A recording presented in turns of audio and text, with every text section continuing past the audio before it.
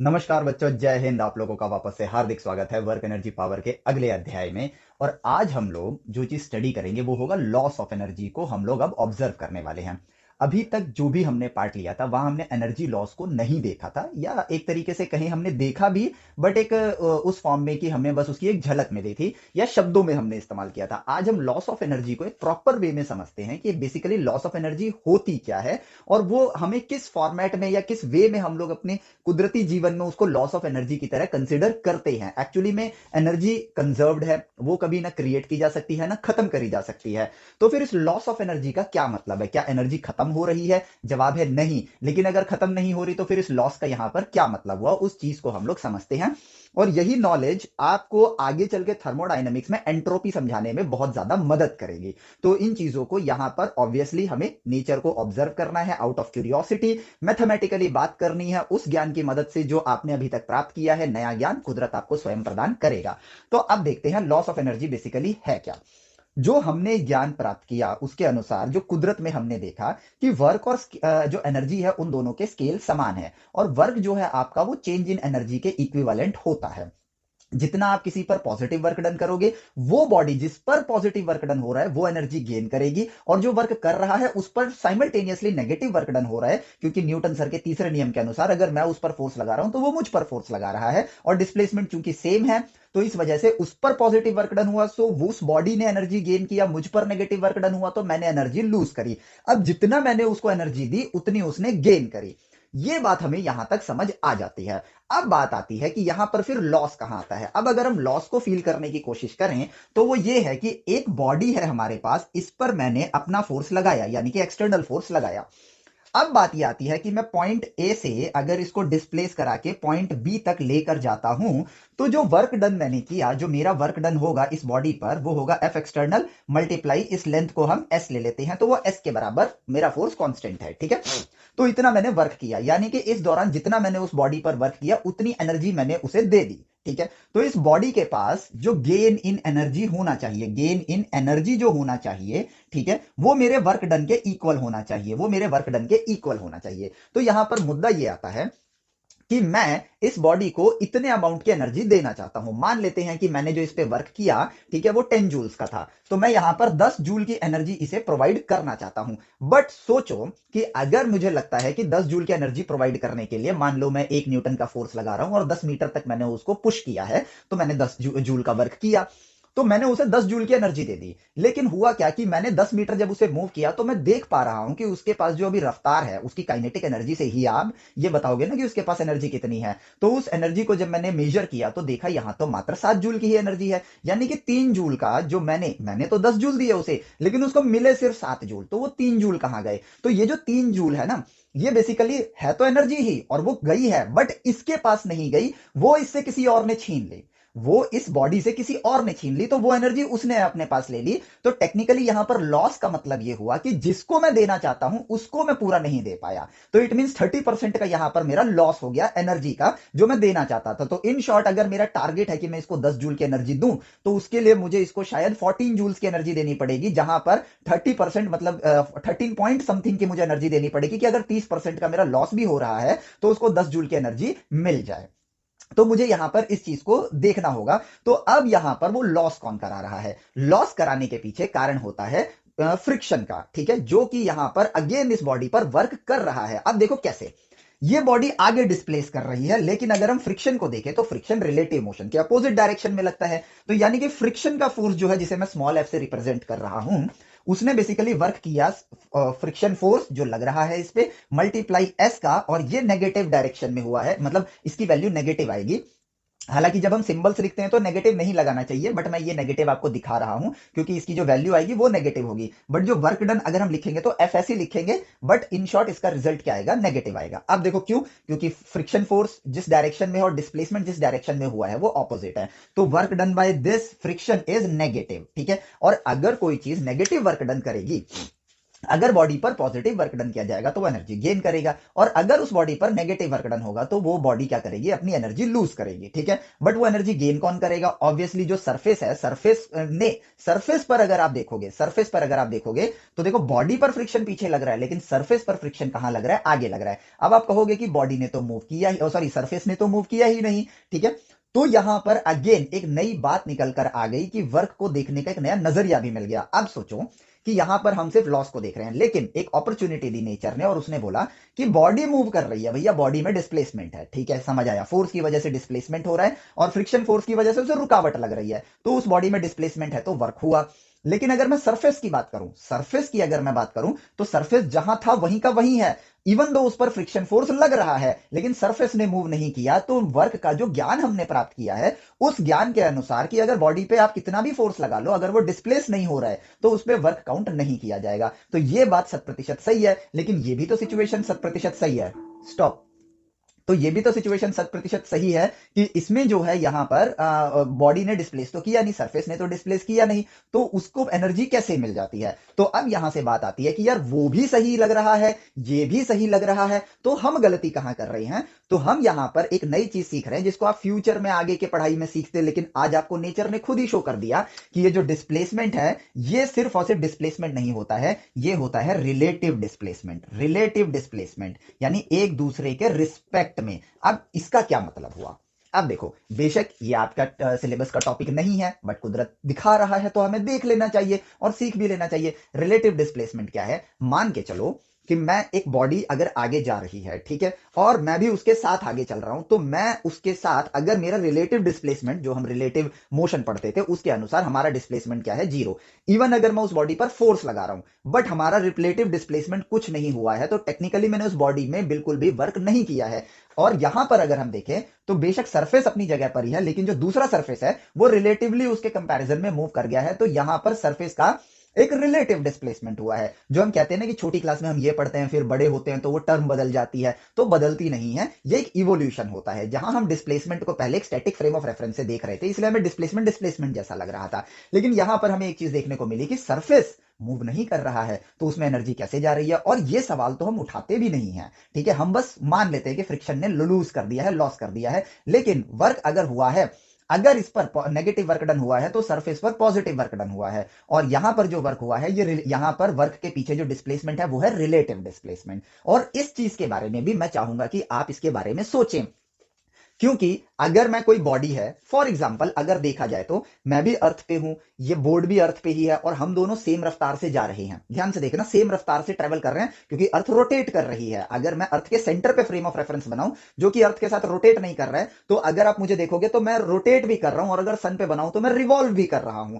तो अब अगर मैं इस पे फोर्स लगा रहा हूं बट ये बॉडी मूव नहीं कर रही है, क्यों, क्योंकि हमारे बीच कोई रिलेटिव डिस्प्लेसमेंट नहीं हुआ, हमारे बीच कोई रिलेटिव डिस्प्लेसमेंट नहीं हुआ। इवन दो मैंने फोर्स लगाया तो मेरा वर्क डन क्या माना जाएगा, शून्य माना जाएगा। तो यहां से इस बात को और ज्यादा मजबूती मिलती है, क्योंकि हमने रियलिटी में इसको देख लिया, और जब तक हम किसी चीज को रियलिटी में फील ना कर लें, हमें उस बात को सत्य नहीं मानना है, या फिर हमें तब तक उसको कोशिश करनी है ढूंढने की जब तक हम ढूंढने लायक ना बन जाए। दो सिचुएशन होती है, एक आप लायक हो उसको समझने के लिए तो उसको रियलिटी में ढूंढो, यदि नहीं हो तो पहले उसका ज्ञान प्राप्त करो और फिर उसको रियलिटी में ढूंढो। रियलिटी में ढूंढने के बाद आपको वो चीज 100% सही मान लेनी चाहिए, क्योंकि अब उस चीज का प्रमाण नेचर ने खुद आपको प्रदान कर दिया है।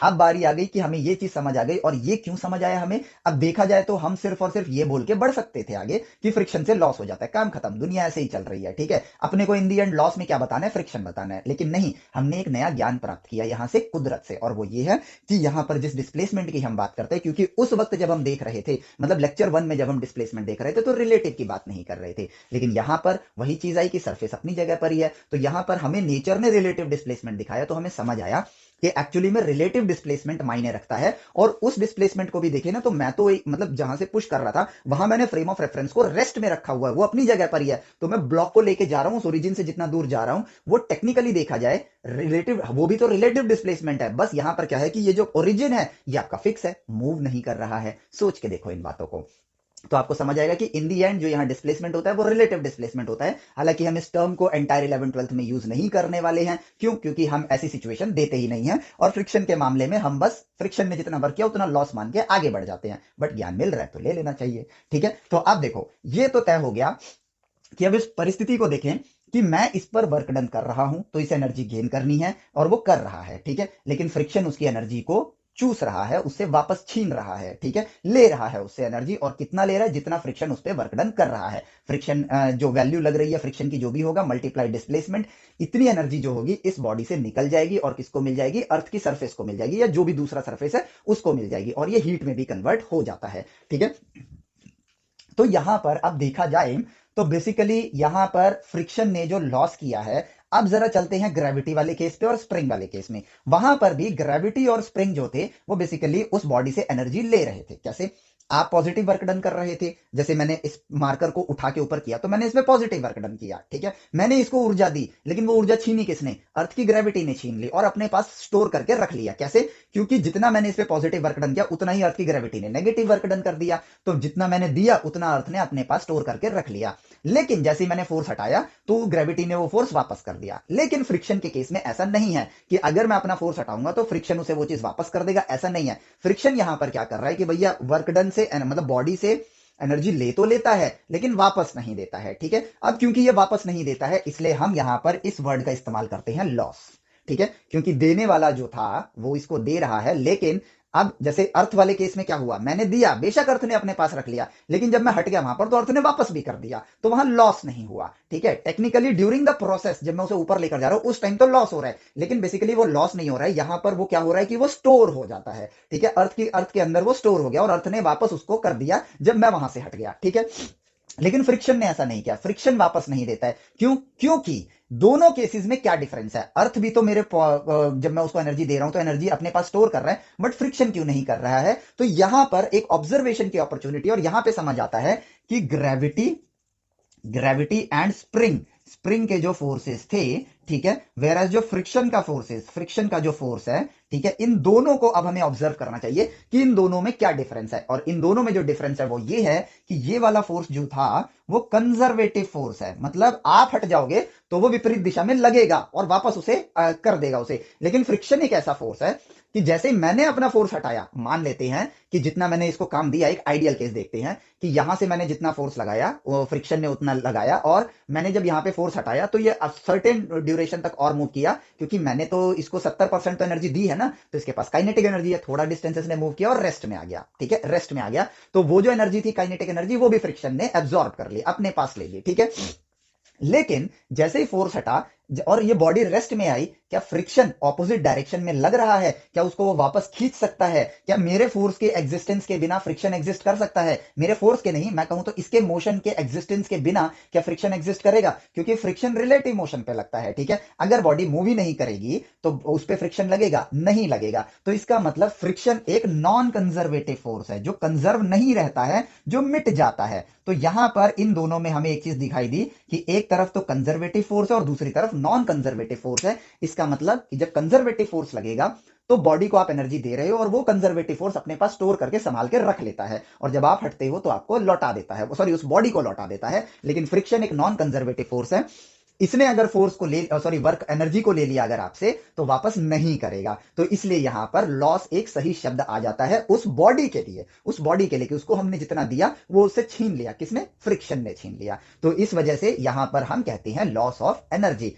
अब यहां पर देखते हैं कि भैया जो मैथमेटिक्स है, हमारे जो समीकरण हैं, उनके जरिए जो हमने ज्ञान प्राप्त किया है को क्या वो यहां पर वर्क करते हैं? तो अब अगर मैं कहता हूं कि बॉडी अगर काइनेटिक मोशन में, अगर मोशन में है, ठीक है, तो मैं ये कहता हूं कि लेट्स से कि यहां पर उसकी वेलोसिटी 0 है, मैंने फोर्स लगाया और यहां पे वेलोसिटी उसकी v हो जाती है, ठीक है, या फिर इनिशियल आप u ले लो, ठीक है, यू ले लो और वहां पर उसकी वेलोसिटी v हो जाती है। अब यहां पर अगर इस बॉडी के मोशन को देखें, अगेन हमारे पास एक अपॉर्चुनिटी है कि हम आगे तो बढ़ते हैं लेकिन प्रीवियस चैप्टर्स को भी हम पैरेलली रिवाइज कर सकते हैं, क्योंकि आगे जो भी आप पढ़ रहे हो ना उसके लिए आप पिछला ज्ञान का इस्तेमाल कर रहे हो, तो आगे बढ़ते बढ़ते भी प्रीवियस रिवीजन आप कंटिन्यू कर सकते हो। और वो देखो कैसे। अगर मैं कहता हूं F मींस एक्सटर्नल फोर्स जो मैं लगा रहा हूं और स्मॉल f मतलब फ्रिक्शन जो कि लग रहा है, अगर इस बॉडी के मैं एक्सीलरेशन की बात करूं, अगर मैं इसके एक्सीलरेशन की बात करूं, तो अब मैं बात करता हूं पहले उन दो चीजों की जो हम कर रहे हैं। वर्क डन बाय मी, ठीक है, वो होगा F मल्टीप्लाई S, ठीक है। वर्क डन बाय फ्रिक्शन, ठीक है, वो होगा एफ एस, मैंने डॉट हटा दिया है तो इसके आगे माइनस लगा देता हूं, मैग्नीट्यूड मैग्नीट्यूड और यहां पर माइनस लगा दिया। ठीक है, तो मैंने जो वर्क किया है वो पॉजिटिव वर्क डन है, फ्रिक्शन ने जो वर्क किया है वो नेगेटिव वर्क डन है। ठीक है, अब देखो ध्यान से, एक बात और ध्यान रखना, अगर आप इस चीज को ऐसे लिखते F vector dot S vector तो आपको माइनस लगाने की जरूरत नहीं है, क्योंकि अभी आपने डॉट से रिप्रेजेंट किया है। इन चीजों के बारे में कंफ्यूज मत हुआ करो, सोचा करो कि भैया देखो अभी तो मैं सिंबॉलिकली रिप्रेजेंट कर रहा हूं तो मुझे माइनस नहीं लिखना है, क्योंकि अगर मैं लिख दूंगा फिर डॉट प्रोडक्ट करूंगा तो उससे भी तो माइनस आएगा, तो प्लस हो जाएगा। ठीक है, ऐसे सोचा करो, थिंकिंग पावर को एनहांस करना है। तो अगर मैंने डॉट लगा रखा है तो मेरा जो रिजल्ट आएगा वो नेगेटिव होगा, लेकिन यहां पे मैंने एफ एस लिखा है, मीन मैं सिर्फ मैग्नीट्यूड दिखा रहा हूं, डॉट हटा दिया है मैंने तो ऑटोमेटिकली आगे माइनस लगा दिया, क्योंकि इसका मैग्नीट्यूड जो भी होगा मान लेते हैं 2 न्यूटन, डिस्प्लेसमेंट 2 मीटर की, तो रिजल्ट 2 इंटू 2 कितना आएगा 4, और आगे माइनस लगा दिया है। ठीक है, तो इतनी जो मैंने जो वर्क डन किया इतनी एनर्जी ये गेन करेगा और उसी एनर्जी में से इतनी एनर्जी ये लूज कर जाएगा। ठीक है, इतनी एनर्जी ये बॉडी लूज कर जाएगी। अब हम कहते हैं कि हम जो जानते हैं कि अगर एक बॉडी पर नेट फोर्स क्या होगा, अब इस बॉडी पे देखें तो भैया मेरा एफ वेक्टर का जो मैग्नीट्यूड है वो ग्रेटर देन है फ्रिक्शन के मैग्नीट्यूड से, तभी आगे जा सकता है। अगर मेरा फ्रिक्शन एफ से ज्यादा होगा, ठीक है, ज्यादा तो नहीं होता, ये तो जनरेटिव फोर्स होता है, अगर मैं एफ जो है वो फ्रिक्शन की मैक्सिमम वैल्यू से ज्यादा नहीं रखूंगा तो ये बॉडी आगे नहीं जाएगी। ठीक है, तो हमने केस लिया कि भैया क्योंकि हमने डिस्प्लेस करा है, वर्क किया है, तो ये ज्यादा ही रहना चाहिए। ठीक है, अब अगर ये ज्यादा है तो इस बॉडी का एक्सीलरेशन कितना होगा, इस डायरेक्शन में अगर एक्सीलरेशन देखें तो एक्सीलरेशन आ जाएगा एफ नेट अपॉन में इस बॉडी का मास। ठीक है, जो कि यहां पर हो जाएगा F minus F divided by M. ठीक है, अब यहां पर फ्रिक्शन को हम यहां पे ऐसे भी लिख सकते हैं कि एक्सीलरेशन हो जाएगा एफ माइनस म्यू एन, जो कि इस केस में एम जी के बराबर है डिवाइडेड बाई एम। ठीक है, ये आ गया, और हम अभी इतना ऐसे कॉम्प्लिकेटेड सा दिखने, मतलब कॉम्प्लिकेटेड नहीं कह रहा, मतलब ऐसे ना लिख के स्मॉल एफ से ही अभी रिप्रेजेंट करूंगा मैं उसे। ठीक है, तो अब देखा जाए तो इस बॉडी ने एस डिस्प्लेसमेंट में इसकी वेलोसिटी यू से बढ़कर वी तक गई है, तो हम जिस समीकरण से हमने वर्क को और काइनेटिक एनर्जी को ढूंढा था, उनका रिलेशन ढूंढा था, उसी का इस्तेमाल करते हैं कि final velocity square is equal to initial velocity square plus 2 times acceleration, जो कि एफ माइनस एफ अपॉन में कैपिटल एम टाइम्स एस के बराबर है। अब देखा जाए तो हम सेम वही काम यहां रिपीट कर देते हैं। क्यों कर रहे हैं, अभी हम डायरेक्टली क्यों कर रहे हैं, हमें सोचना क्यों नहीं पड़ा, क्योंकि ये काम हम ऑलरेडी कर चुके हैं और जो हमें पता है वो तो हम फटाफट कर सकते हैं। तो हम यहां पर सिंपली इसको लिखते हैं एम वी स्क्वायर अपॉन में 2 minus M U square upon में 2 is equal to F S minus small F S. ठीक है, यानी कि चेंज इन काइनेटिक एनर्जी मैंने सिंपली एम से मल्टीप्लाई किया और 2 को इधर ले और यू वाले पार्ट को भी इधर ले आया। ठीक है, तो यही बन जाएगा सिंप्लीफाई करके। तो ये क्या है, ये है change in kinetic energy and this is equal to work done by external body यानी कि मेरे द्वारा minus work done by friction. ठीक है, अब फ्रिक्शन ने जो किया है वो नेगेटिव वर्क डन किया है। ठीक है, तो इसलिए वो नेगेटिव में आ रहा है। अब देखो कैसे, बेसिकली हम दोनों ने वर्क डन किया, बट मेरा वर्क डन पॉजिटिव था तो उसकी वैल्यू पॉजिटिव आई, फ्रिक्शन का वर्क डन नेगेटिव था तो उसकी वैल्यू नेगेटिव आई। दो लोग सेम डायरेक्शन सेम डिस्प्लेसमेंट में अगर फोर्स लगाएंगे तो वर्क डन ऐड हो जाएगा, एक डिस्प्लेसमेंट के डायरेक्शन में लगा रहा है, उसके विपरीत दिशा में लगा रहा है तो सब्ट्रैक्ट हो जाएगा। सिंपल सा लॉजिक है।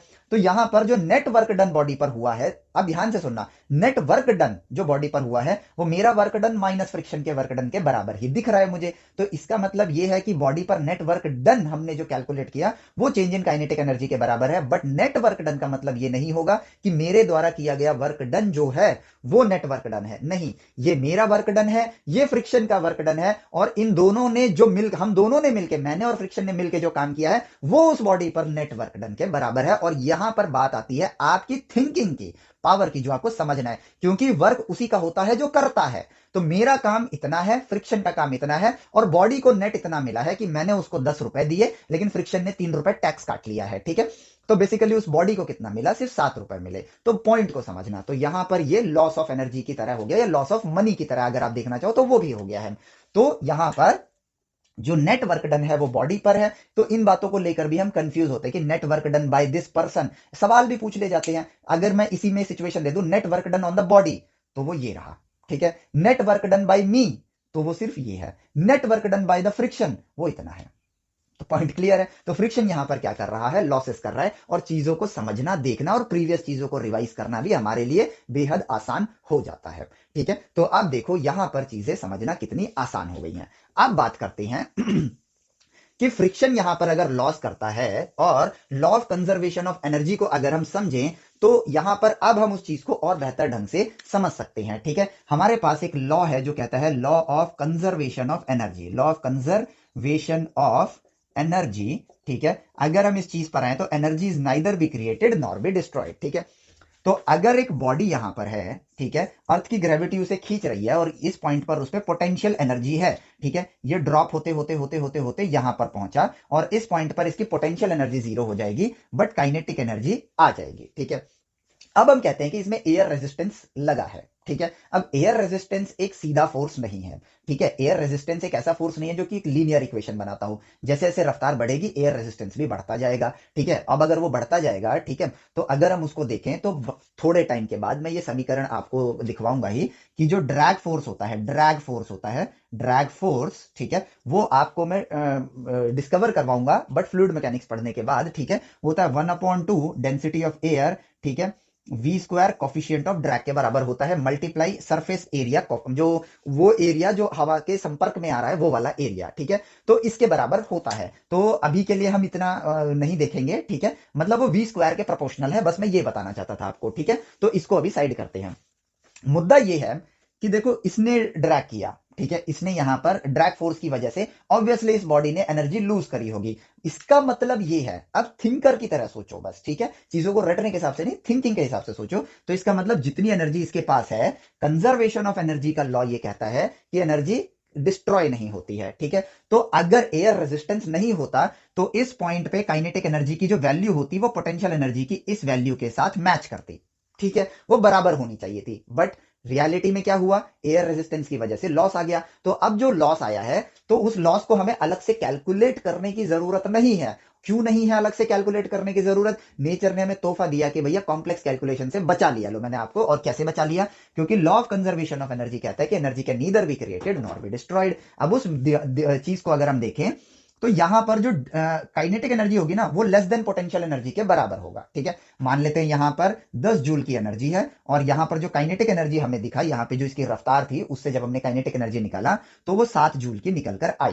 तो इसका मतलब यहां पर 3 जूल ऑफ जो एनर्जी है वो क्या हो गई, वो वेस्ट हो गई हमारे लिए, वो इस बॉडी को मिली ही नहीं, वो लॉस में चला गया। तो अब यहां पर लॉस निकालना बहुत ही आसान है कि यहां पर जो हाईएस्ट एनर्जी है, ठीक है, चाहे वो काइनेटिक फॉर्म में या पोटेंशियल फॉर्म में हो, ठीक है, जो हाईएस्ट एनर्जी है आपके पास ए पॉइंट पे और बी पॉइंट पे आने के बाद आपके पास टोटल एनर्जी कितनी बची है। यहां पर टोटल एनर्जी देखे, काइनेटिक प्लस पोटेंशियल दोनों आप ऐड करोगे। ठीक है, तो काइनेटिक तो जीरो है तो यहां सिर्फ पोटेंशियल है, बट इस पॉइंट पे देखोगे तो काइनेटिक पोटेंशियल दोनों होगा। तो टोटल एनर्जी जो अभी है और टोटल एनर्जी जो बाद में है, अगर बाद वाली टोटल एनर्जी कम हो जाती है तो इसका मतलब वो लॉस में गई है। ठीक है, तो अब अगर हम देखें तो लॉस को कैलकुलेट करना बहुत ही आसान है कि मैं कहता हूं कि काइनेटिक एनर्जी एट, इस पॉइंट को बी बोलता हूं, इस पॉइंट को ए बोलता हूं, kinetic energy at b plus potential energy at b, ठीक है, माइनस करूंगा मैं kinetic energy at a minus kinetic sorry potential energy minus potential energy at a. अब इन दोनों डिफरेंस को देखूंगा, यानी कि final energy minus initial energy. मैं ये कहूंगा energy at b minus energy at A is equal to loss. काम खत्म। तो एयर ड्रैग की वजह से जो लॉस हुआ वो कैलकुलेट करने का कितना ही आसान सा तरीका है हमारे पास, और ये ह्यूमन इंटेलिजेंस को शो करता है कि भैया यहां पर half rho A C D coefficient of drag multiply V square into में डीएक्स इंटीग्रेट करके जो हम निकालते, ठीक है, उसकी बजाय हमने डायरेक्ट यहां पर इस तरीके से इसको ढूंढ लिया, मिल गया आसानी से। तो देखो यहां पर ये है हमारा लॉस ऑफ एनर्जी को निकालने के तरीके। ठीक है, और ये ह्यूमन इंटेलिजेंस को शो करता है और साथ ही साथ इसको समझना बिल्कुल भी मुश्किल नहीं है। अगर कंजर्वेटिव फोर्स है तो एनर्जी लॉस नहीं होती है, स्टोर हो जाती है। वेयर अगर नॉन कंजर्वेटिव फोर्स है तो एनर्जी आपकी क्या होती है, मतलब उस बॉडी के लिए वो एनर्जी लॉस की तरह, क्योंकि उसे वापस नहीं मिलने वाली है। और ये चीज, ये ज्ञान आपको आगे चल के एंट्रोपी समझाएगा, जो कि एक one of the complicated topic माना जाता है, लेकिन वो कॉम्प्लिकेटेड इसलिए होता है क्योंकि हमारे पास ज्ञान जो होता है ना वो एक तो पूरा नहीं होता है, अधूरा होता है। ऊपर से हमने उन चीजों को दिमाग में रख के पढ़ा ही नहीं होता कि कंटिन्यूटी हमारे लिए जरूरी है, चीजों के बीच में जुड़ाव है और हमें अपनी थिंकिंग स्किल को एनहांस करना है। सिलेबस पूरा करने की रेस में अगर हम ज्ञान ही ना ले पाए, एग्जाम के चक्कर में अगर हम ज्ञान ही ना ले पाए, तो वो सिलेबस किसी काम का नहीं है और वो एग्जाम किसी काम का नहीं है, क्योंकि अगर आप ज्ञानी नहीं बने तो वो पढ़ाई जो आपने करी, वो समय जो आपने दिया, वो कंप्लीटली एक वेस्ट पीरियड में कैलकुलेट किया जाएगा और फिर फ्यूचर में हम अपनी जिंदगी में सेटल होने के लिए पूरी जिंदगी संघर्ष करेंगे। वेयर एज अगर हम ज्ञानी बनते हैं तो हम आगे चल के पूरी एंटायर ह्यूमैनिटी को ट्रांसफॉर्म कर सकते हैं। तो इसलिए आपकी चॉइस है ये कि आपको किस चीज का चुनाव करना है और पढ़ाई कैसे करनी है। अब यहां पर स्प्रिंग के बारे में आते हैं वापस से, ठीक है। स्प्रिंग को देखते हैं। अब law of conservation of energy की बात उठी है, तो इसी बात पे अगर हम कहें कि मेरे पास एक स्प्रिंग है, ठीक है, इस पे मैंने ब्लॉक को लगा दिया है, ठीक है, अगेन एक एनालिसिस बनता है यहां पर, तो law of conservation of energy को ही एनालाइज कर लेते हैं यहां पर, ठीक है। तो हम कहते हैं कि हमने law of conservation of energy को ध्यान में रखते हुए ये कैलकुलेट कर लिया, ये कैलकुलेट कर लिया। अब देखो मैं एक अपॉर्चुनिस्टिक फॉर्मेट में आपको चीजें बता रहा हूं कि क्योंकि हमने law of conservation of energy को मान लिया, ठीक है, तो हम यहां पर कहते हैं कि अगर स्प्रिंग को मैंने एक्सपैंड किया और ए डिस्प्लेसमेंट तक लेके गया, ए डिस्प्लेसमेंट इसके मीन पोजीशन से यहां तक अगर मैं लेके गया, ठीक है, अगर मैं इसको वहां से वहां तक लेकर गया, तो मैं अगर इसमें देखूं तो इस बॉडी का पास जो पोटेंशियल एनर्जी है, इस बॉडी के पास जो पोटेंशियल एनर्जी है वो 1/2 के ए स्क्वायर के बराबर होगी, ठीक है। अब मैं कहता हूं फ्रिक्शन यहां पर नहीं रखते हैं, फ्रिक्शन नहीं रखते हैं, और ये बॉडी जब ट्रेवल करके वापस अपने मीन पोजीशन पर आएगी तो इसकी जो वेलोसिटी होगी, ठीक है, वो हम कैसे निकालेंगे कि हम उसकी काइनेटिक एनर्जी देखेंगे, हाफ एम वी स्क्वायर, जो कि इक्वल हो जाएगा हाफ के ए स्क्वायर के इक्वल हो जाएगा, ठीक है। अब यहां पर क्या है कि ये हमने माना कि law of conservation of energy है, ठीक है, तो यहां पर ये होगा ही होगा। लेकिन यहां पर ना ऐसे समझो कि जो हम कह रहे हैं वो एकदम सही कह रहे हैं, बट एक अपॉर्चुनिटी की तरह लो इसको। किस चीज की अपॉर्चुनिटी? अपनी थिंकिंग स्किल को एनहांस करने की अपॉर्चुनिटी की तरह, आपके कैलकुलस के साथ जो बात करने की जो शैली है उसको और एनहांस करने के लिए, ताकि आप नेचर से बात करने में सक्षम बनो। क्यों बोल रहा हूं कैलकुलस?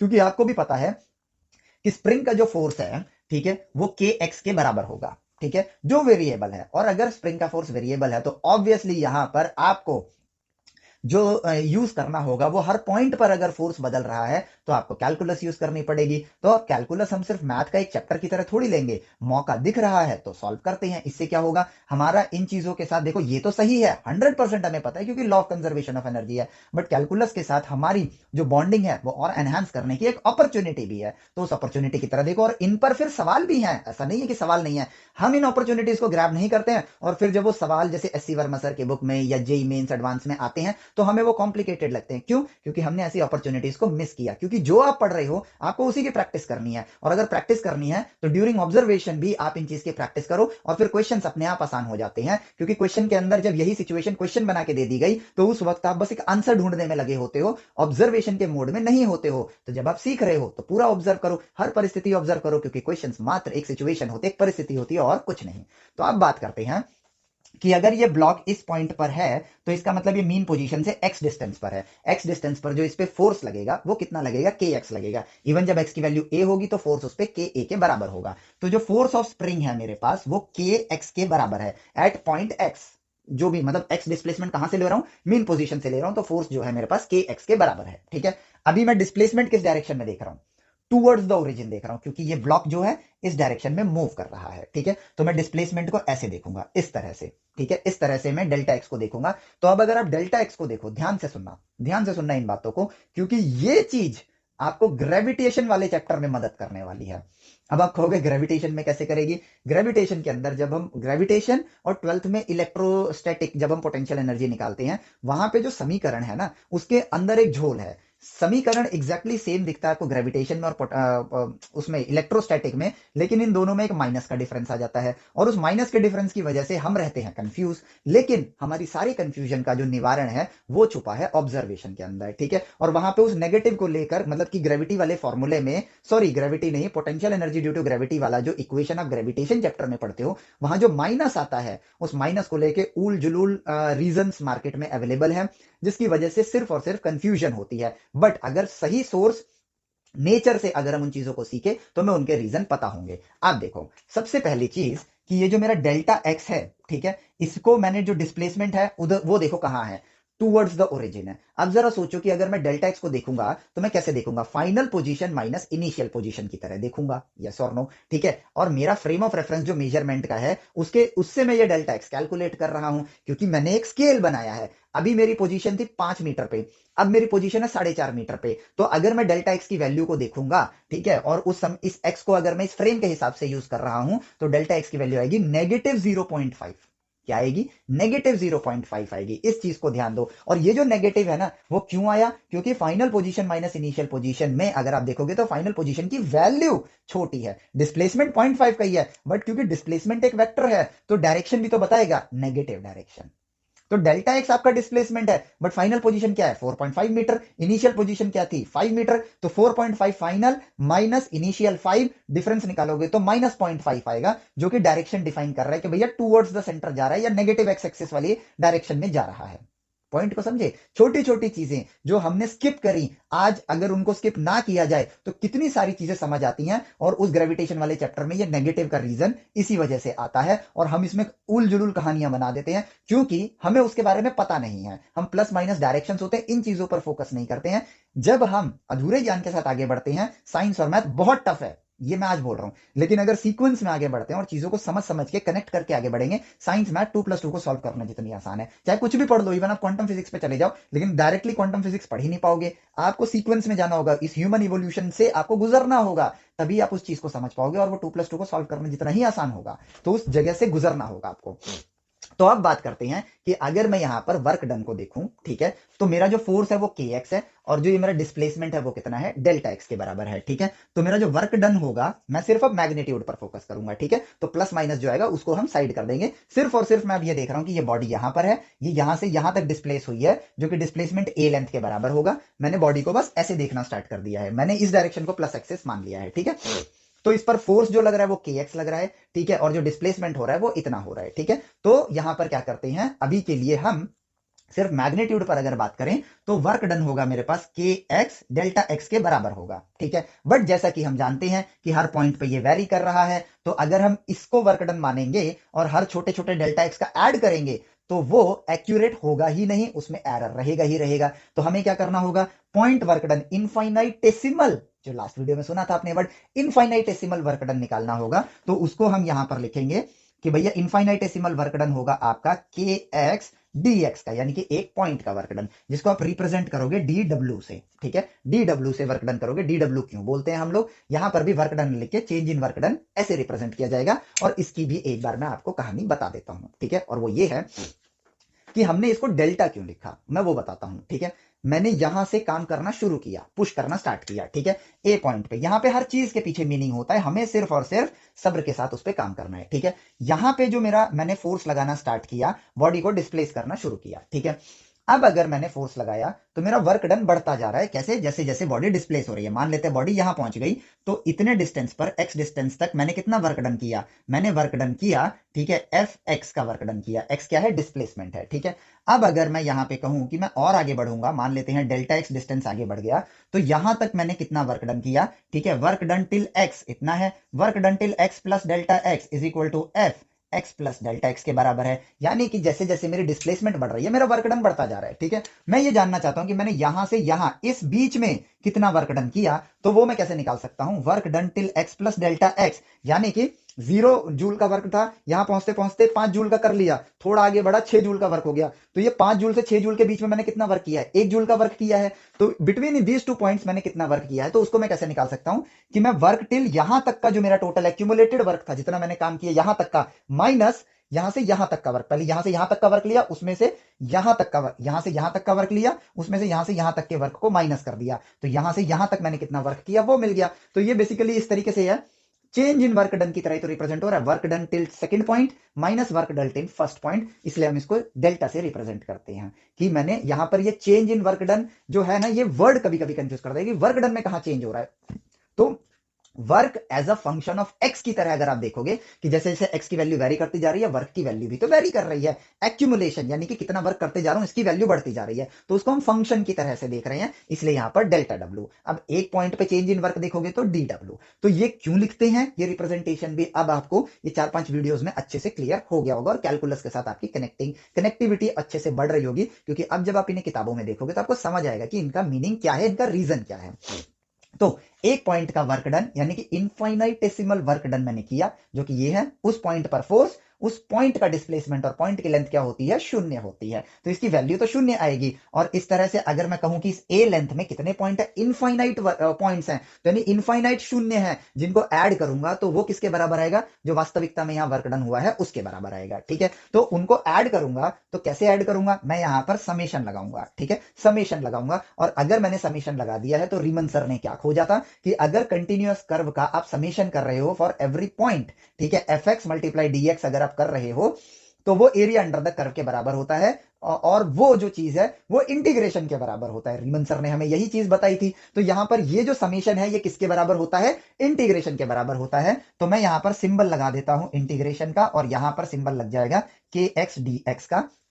ठीक है, तो वर्क डन मेरे पास कितना आएगा, इसके बराबर आएगा। वर्क डन किसके बराबर आएगा, इसके बराबर आएगा, जो कि ऑब्वियसली आप जब इंटीग्रेट करोगे तो के एक्स स्क्वायर अपॉन में 2 निकल कर आएगा। ठीक है, यानी कि जितना वर्क डन आपने किया था उसको वहां ले जाने में उतना ही वर्क डन ये कर रहा है, तो इसका मतलब इसको उतनी एनर्जी वापस मिल जाएगी। उतनी एनर्जी क्या मिल जाएगी, वापस मिल जाएगी। अब बात करते हैं हम यहां पर, इसको इस नजरिए से तो देख लिया, और ये सिर्फ हमने कैलकुलस की समझ के लिए देखा। ठीक है, अब कहते हैं कि ये जो बॉडी है, इस बॉडी पर जो फोर्स लग रहा है वो हमें पता है कि वो के एक्स के बराबर लगेगा। ठीक है, तो इस बॉडी का एक्सीलरेशन कितना होगा, फोर्स को अगर मैं मास से डिवाइड कर दूं तो एक्सीलरेशन आ जाएगा टूवर्ड्स द ओरिजिन।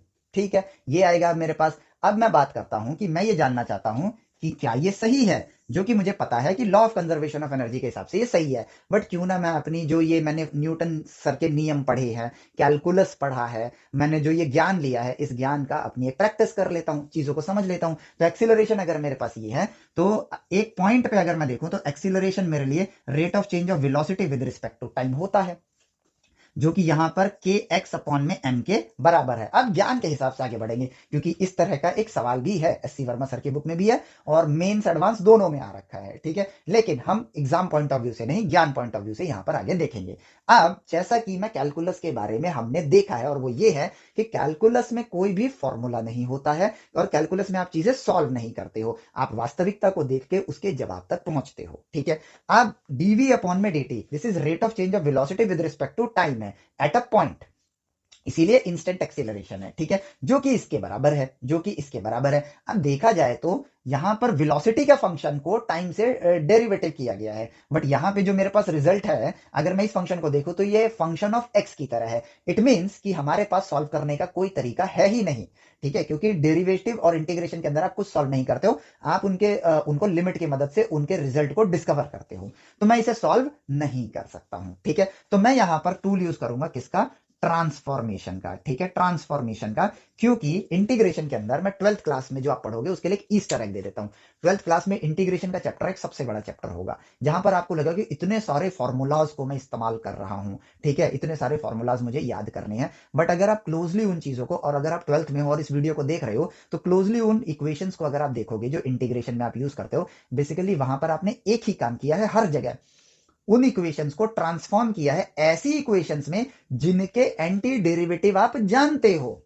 ध्यान से सुनना, अगर मैं ये कहूं कि जैसे कि मैं कहता हूं कि भैया इंटीग्रेशन का कोई फॉर्मूला थोड़ी है, साइन एक्स का डेरिवेटिव कॉस एक्स है, तो कॉस एक्स का इंटीग्रेशन साइन एक्स होगा, सिंपल सी बात है। लॉग एक्स का डेरिवेटिव 1/x है, तो 1/x का एंटी डेरिवेटिव क्या होगा, लॉग एक्स होगा। ठीक है, तो अगर मेरे पास यहां मान के चलो कि एक एग्जांपल के लिए बस आपको थोड़ा सा 12th में लेके जाता हूं, लॉग एक्स अपॉन में एक्स का इंटीग्रेशन अगर मुझे करना है, ठीक है, तो मैं नहीं जानता कि ये किसका डेरिवेटिव है, तो मैं इसे सॉल्व नहीं कर सकता, क्योंकि यहां सॉल्व करने जैसी कोई प्रक्रिया है ही नहीं। तो मैं यहां पर क्या करता हूं, ट्रांसफॉर्म करता हूं कैसे, मैं यहां पर ह्यूमन इंटेलिजेंस का इस्तेमाल करूंगा, और वो क्या होगा कि मैं यहां पर, और ये चीज के पीछे भी पैटर्न्स है, वो पैटर्न्स हम लोग उस चैप्टर के दौरान देखेंगे, लेकिन अभी आप सिर्फ ट्रांसफॉर्मेशन पे ध्यान देना कि मैं जानता हूं कि log x का जो डेरिवेटिव होता है वो 1/x होता है। तो मैंने क्या किया, ह्यूमन इंटेलिजेंस का इस्तेमाल किया कि log x को एक दूसरे फंक्शन के साथ अलाइन कर दिया कि log x की जो वैल्यू होगी ना वो t की वैल्यू होगी। कैसे कर सकते हैं, सिंपली यहां पर ऐसे रखो यहां पे y एक्सिस को आप log x ले लो, x एक्सिस को आप t ले लो, और इनके साथ क्योंकि ये इक्वल है आपकी यहां पर मैपिंग हो जाएगी, ठीक है। यानी कि log x को आप एक t फंक्शन के साथ रिप्रेजेंट कर सकते हो, ठीक है, जो कि आपको मैपिंग ही करनी है। log x की वैल्यू 0 है तो t की वैल्यू 0 है, log x की वैल्यू 1 है तो t की वैल्यू 1 है, ठीक है। इस तरह से आपने मैपिंग कर दी।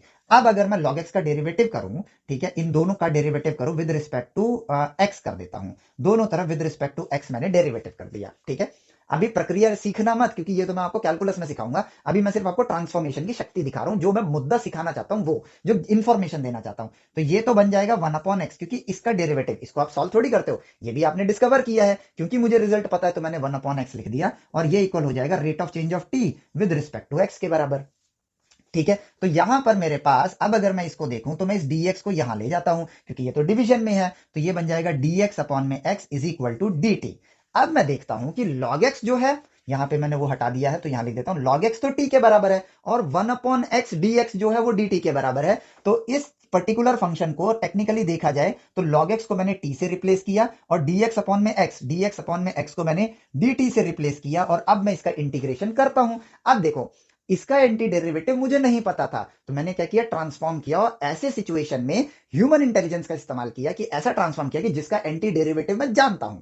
तो मैं टी का एंटी डेरिवेटिव जानता हूं कि भैया टी स्क्वायर अपॉन में 2 को जब आपने डेरिवेटिव किया होगा ना, तो उसकी वजह से टी आएगा।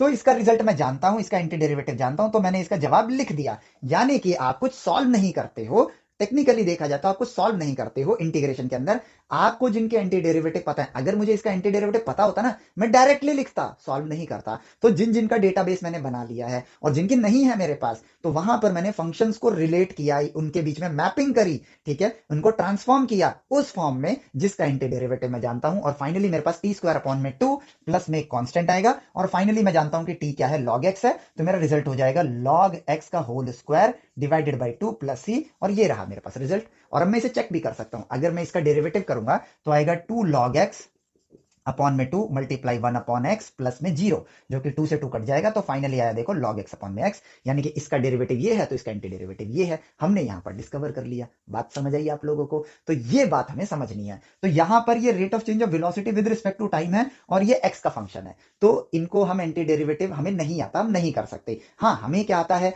हमें ये पता है कि अगर फंक्शन ऑफ x है और पीछे dx है, इनके एंटी डेरिवेटिव्स हमें करने आते हैं, ठीक है। बट अगर फंक्शन v का हो और इधर dx हो, तो इनका एंटी डेरिवेटिव हम नहीं कर सकते, क्योंकि हमें पता ही नहीं है। क्योंकि एंटी डेरिवेटिव एक ऐसी चीज है, इंटीग्रेशन एक ऐसी चीज है जो कोई प्रक्रिया नहीं है सॉल्व करने वाली, तो उसमें आप कोई मॉडिफिकेशन वगैरह ये सब चीजें करके कि किसी तरह सॉल्व कर दिया जाए, ऐसा नहीं होता है। तो आपको सिर्फ और सिर्फ यहाँ क्या करना होगा, ट्रांसफॉर्मेशन करना होगा। तो अब यहाँ पर अब ये ज्ञान देना क्यों जरूरी था, क्योंकि जो मैं करूंगा उसके पीछे का रीजन आपको पता होना चाहिए। तो अब आपको इसका रीजन पता है, तो हम इसको ट्रांसफॉर्म करते हैं ह्यूमन इंटेलिजेंस की मदद से। तो यहां पे उस ट्रांसफॉर्मेशन को हमने कैसे किया, हमने कहा डीवी अपॉन में dt है, एक काम करते हैं, डीवी अपॉन में dt है, तो भैया उस प्रक्रिया का इस्तेमाल करते हैं। और इसको मैं ह्यूमन इंटेलिजेंस क्यों बोल रहा हूं, क्योंकि ये प्रक्रिया हम पास्ट में कर चुके हैं। जैसे कि 7 अपॉन में 5 है, मल्टीप्लाई 3 अपॉन में 3 कर दो, बात तो वही है, क्या फर्क पड़ जाएगा, ठीक है। आपको एक नया नंबर मिल जाएगा जो कि होगा 21 अपॉन में 15, जो कि 7 अपॉन 5 वाले रेशियो को ही अधेर करता है, मतलब उसके पास वही रेशियो है।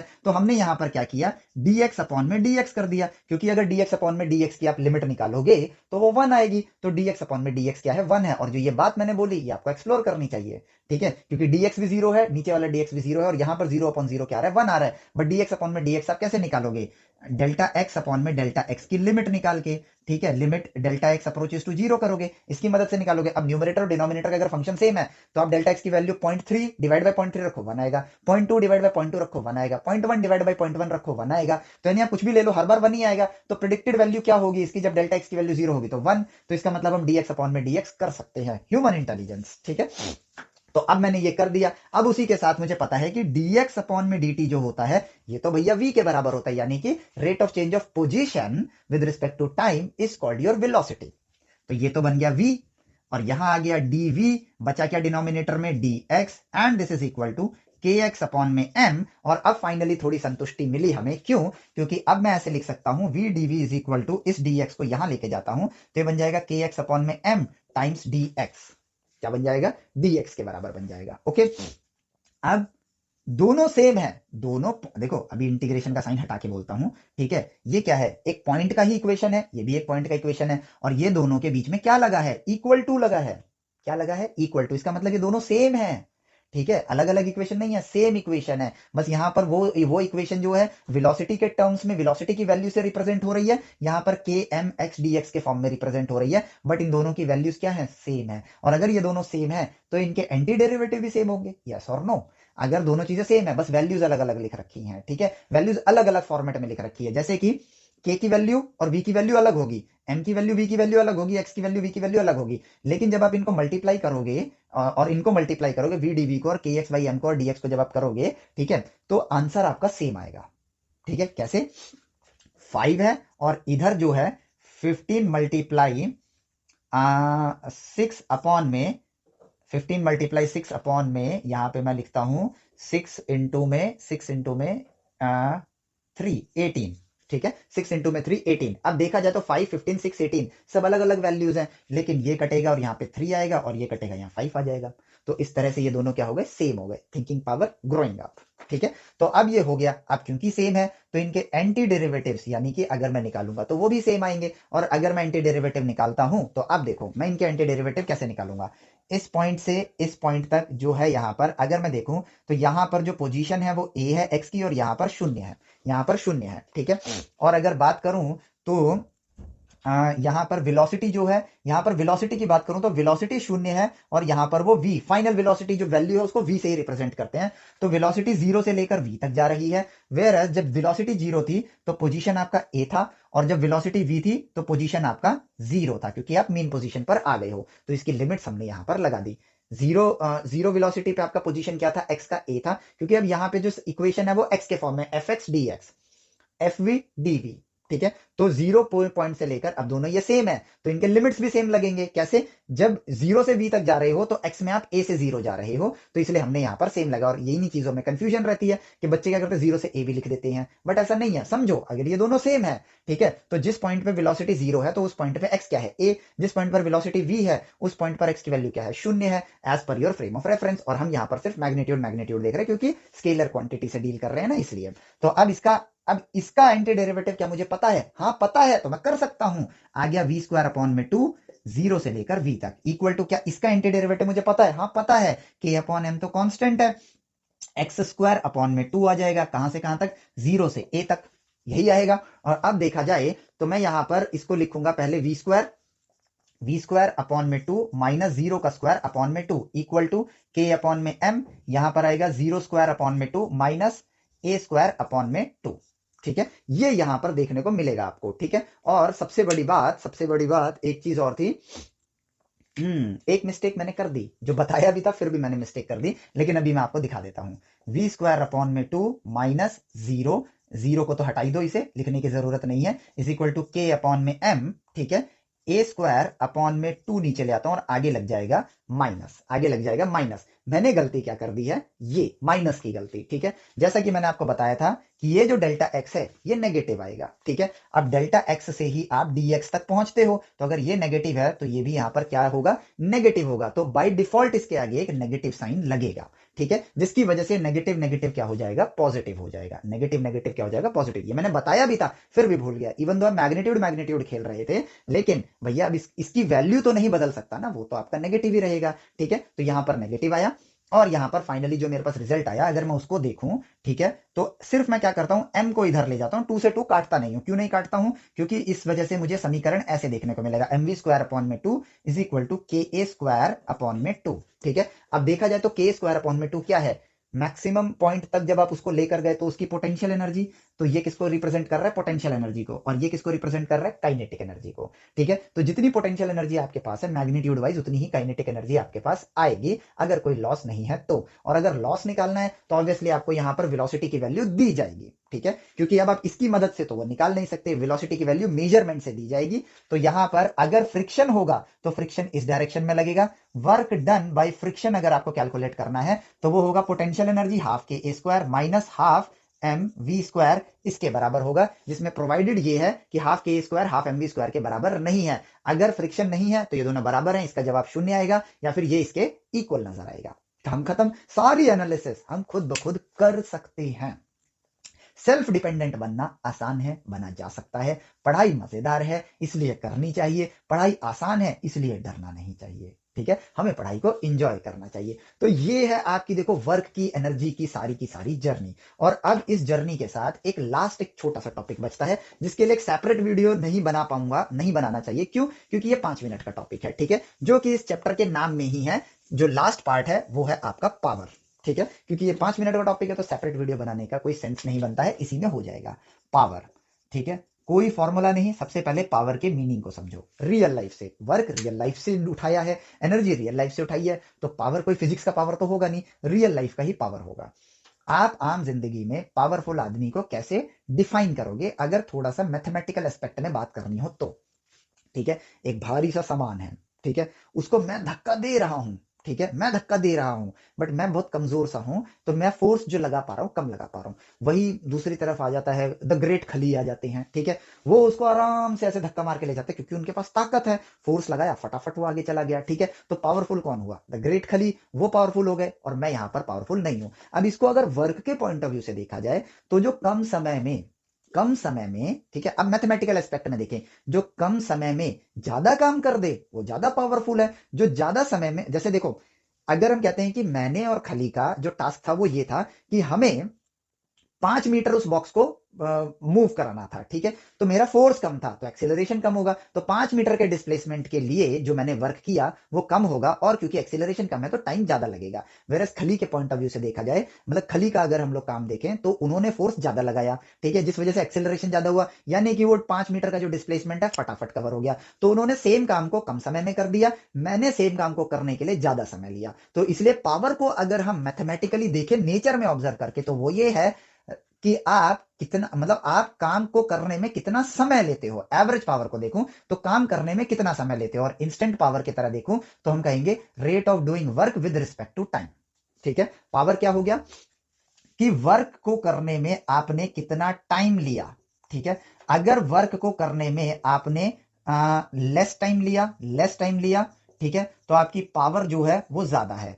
वर्क को करने में अगर आपने मोर टाइम लिया, ठीक है, तो आपकी जो पावर है वो कम है। सीधा सा समीकरण है, ठीक है। तो इसका मतलब कि हम इस मेजरमेंट को पावर के साथ अगर रिलेट करना चाहें तो बेस्ट तरीका क्या है? कंपैरिजन। कंपैरिजन, ठीक है। अगर देखो पावर ज्यादा होना है तो टाइम कम होना चाहिए, ठीक है। और ऐसा कौन सा, अब इसको मैथमेटिकली कनेक्ट करो, तो इस चीज को कनेक्ट करने के लिए बेस्ट तरीका पता है क्या होता है? रेशियो निकालना। रेशियो कैसे?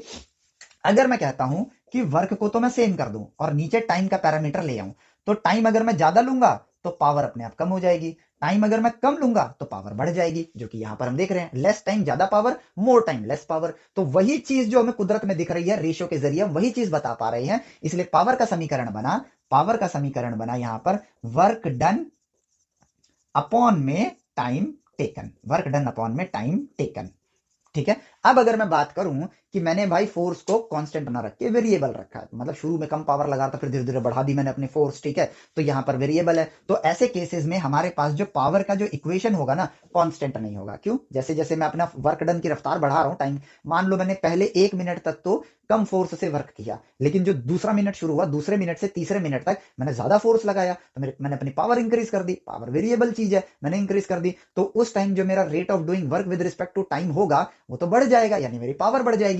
तो अगर मैं कहूं कि मुझे पावर को देखना है और मेरा फोर्स अगर वेरिएबल है, तो ऐसे केस में मैं इंस्टेंट पावर भी निकाल सकता हूं। इंस्टेंट पावर भी निकाल सकता हूं कैसे?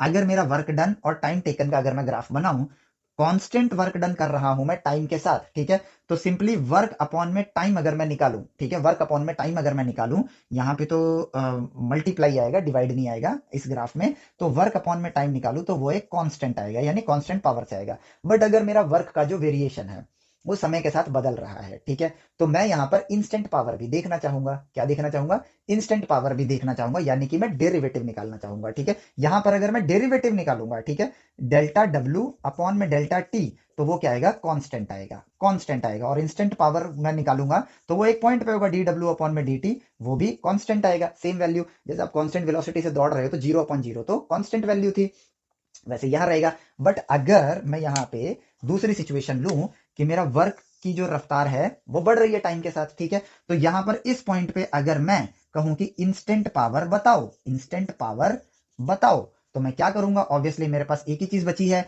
कि मैं क्या कर सकता हूं, इस टाइम पर मेरा वर्क डन इतना हो चुका है, ठीक है, ये टाइम टी है, ये टाइम टी है, इस टी टाइम तक मेरा इतना वर्क डन हो चुका है। मैं क्या करता हूं, थोड़ा टाइम आगे बढ़ता हूं, डेल्टा टी टाइम तक बढ़ता हूं, तो T plus delta T time तक मैंने इतना वर्क किया है। तो यहां पे है work done till time T, और यहां पे work done till time T plus delta T.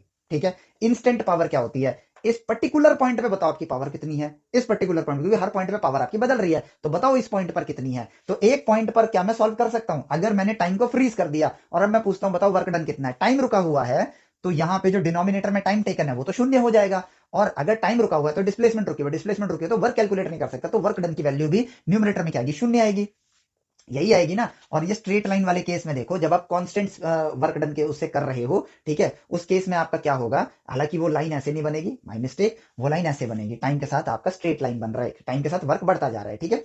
तो उस केस में अगर आपको निकालना है तो क्या होगा, अगर आप सेम पावर से काम कर रहे हो, तो उस केस में 0/0 को आप रियलिटी में देखोगे कि भैया इतने टाइम में इतना वर्क कर रहा हूं मैं, ठीक है, तो ये वैल्यू फिक्स है, इवन दो मैं गैप को छोटा भी करता जाऊं, रेशियो सेम ही आना है, रेशियो क्या आएगा, डेल्टा डब्ल्यू अपॉन में डेल्टा टी का सेम आएगा, तो वहां पर एक कांस्टेंट वैल्यू मिल जाएगी। बट इस केस में जब आपका फोर्स वेरिएबल है, पावर वेरिएबल है, उस केस में अगर आपको इंस्टेंट वर्क निकालना है, तो आप क्या करोगे, दो पॉइंट के बीच का वर्क लोगे, यानी लिमिट की प्रक्रिया का इस्तेमाल करोगे, ठीक है, जो कि क्या करोगे, work done till time plus T plus delta T तक माइनस करो work done till time T, और डिवाइड बाई उसको कर दो चेंज इन टाइम से, जो कि है T plus delta T minus T, T से टी कट जाएगा, डिवाइड बाई डेल्टा टी आएगा, ठीक है, ये हो जाएगी पावर एवरेज, ठीक है, ये इंस्टेंट पावर नहीं है, ये एवरेज पावर है बिटवीन दीज टू टाइम्स, दो टाइम के बीच में है, इसलिए डेल्टा लगेगा यहां पर, तो ये हो जाएगा बेसिकली, आप ऐसे भी लिख सकते हो डेल्टा डब्ल्यू अपॉन में डेल्टा टी। एक पॉइंट का निकालना है, सॉल्व कर सकते हो 0/0 को, नहीं कर सकते हो तो आप क्या करोगे, इस डेल्टा टी की वैल्यू लोगे, एक छोटी वैल्यू लोगे, उसके बेसिस पर इस रेशियो को कैलकुलेट करोगे, एक वैल्यू आएगी v1, फिर आप इस डेल्टा टी को थोड़ा छोटा करोगे, ठीक है, थोड़ा छोटा करोगे, तो फिर सेम रेशियो लगाओगे, वैल्यू आएगी v2, ठीक है, फिर थोड़ा और छोटा करोगे, वैल्यू आएगी v3, और ऐसे ऐसे आप क्या करोगे, अप्रोच करोगे जब डेल्टा टी 0 होगा उसके लिए, और इसी प्रक्रिया को हमने खोजा था और क्या नाम दिया था, लिमिट की प्रक्रिया। तो इससे मेरे पास आया कि पावर एवरेज जो है उसमें अगर मुझे इंस्टेंट पावर निकालनी है, इंस्टेंट पावर निकालनी है, तो बन जाएगा limit delta T approaches to zero, यानी कि लिमिट की मदद से अगर मुझे निकालना है तो ये बन जाएगा limit delta T approaches to zero, work done till T plus delta T minus work done till T divided by delta T. और अगर आप इसको देखो तो सिंबॉलिकली इसको आप कैसे लिखोगे, सिंबॉलिकली आप इसको कैसे लिखते हो, इसका सिंबल हमने देखा ही है, इसको क्या बोलते हो आप, डिफरेंशिएशन, तो इसको आप लिखोगे rate of change of work done with respect to time,